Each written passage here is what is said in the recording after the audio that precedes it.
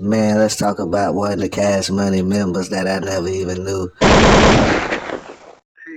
playing how it go, you hear me?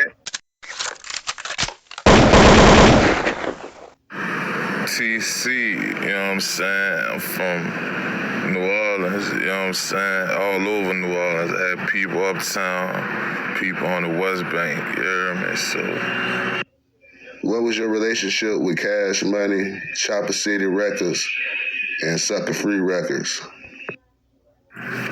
yeah, I grew up, you know what I'm saying? I tell you a crazy story. I used to call the office, the Cash Money office back in 95, 94, they was popping, you heard me?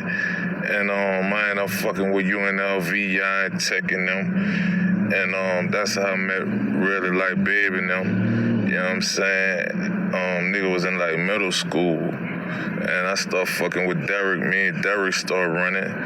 Baby nephew, rest in peace, you know what I'm saying? And we just start vibing and doing songs and shit, you know what I'm saying? And nigga moved out to Houston, 99, and, you know, nigga hooked up with Southside players, Mike D, and, you know, Screw and all them niggas, and nigga was hanging deep on the South Side. And actually a nigga named Shawnee Pooh,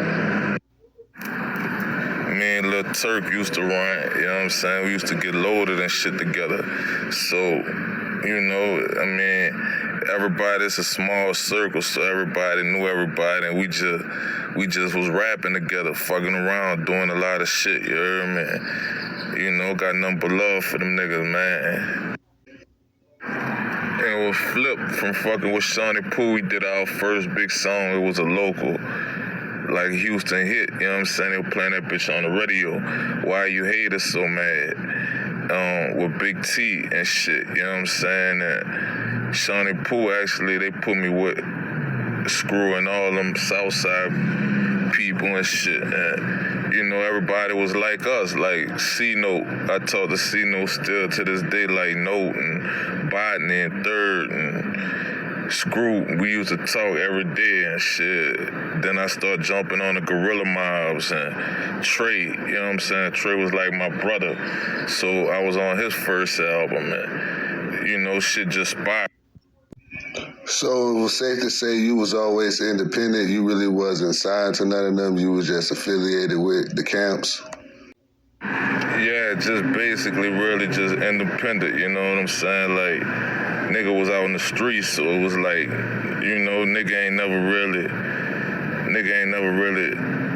got to a major, like, you know what I'm saying? Like, me and BG had a mixtape that damn near went gold called Play It How It Go, you know what I'm saying? And shout out to DJ Hectic, like, Heck was the DJ on that shit, and we used to put them bitches out and shit, and, you know, I mean, it's a long story, bro. Where did you get all that stunting from? You know what I'm saying? Did you already have that rap style, or did you pick that up from Baby and Cash Money, or what? Because, you know, you sounded like you could have been a part of the original Hot Boys. I ain't gonna lie, nigga got that stunt shit from Derrick. He was the king with that shit. Derrick was like the fifth hot boy, you know what I'm saying? And, you know, Derrick was the king of that shit. Rest in peace, man. I think about my nigga every day. Like, he was the king of that shit. If you type in Juvenile featuring TC and YouTube and shit, Derrick used to help me write and shit like that. So, you know what I'm saying? Like, it just was a vibe, you know what I'm saying? Like, nigga was having that shit too, though. I was at Benz in high school and shit, so, you know. I can't forget Papa Roo.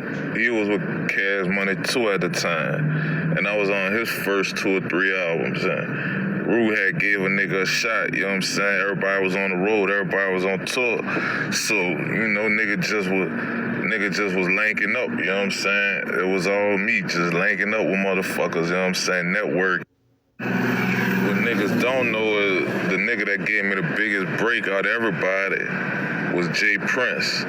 And we started doing albums and shit from like 06 to like still to this day, we working on the realest niggas down south. So, you know what I'm saying? Like, Jay gave me a big hit in this shit, you know what I'm saying? We stay in the same neighborhood. And you gotta remember, C-Note with Botany boys. I still talk to Note to this day, you know what I'm saying? Note used to be with Flip and them. And Note used to hang with us at the Cash Money side. So it was like, you know, Note was family, so he was plugging me in too. Did you ever put out your own independent project, like your own solo tape, or you always was getting called out for features or whatever, or was at the right place at the right time? How was you getting all these features and linking up with all these different people? Nah, I ain't never. We put out mixtapes and shit, but me and Carlos Stevens with Beats by the Pound. You need to interview him too. CeeLo's Beats, he did all that Soulja Slim shit and all that shit. We just stayed working and just like Waka called me to do a song. Like we just was doing songs and shit. And nigga just was networking. Meet motherfuckers. Nigga had a solid name, so motherfuckers was fucking with a nigga. You know what I'm saying? You know how that shit go, the spiral effect. So yeah, but me and CeeLo's, we worked on a lot of music. Nigga still be working, nigga be behind the scenes.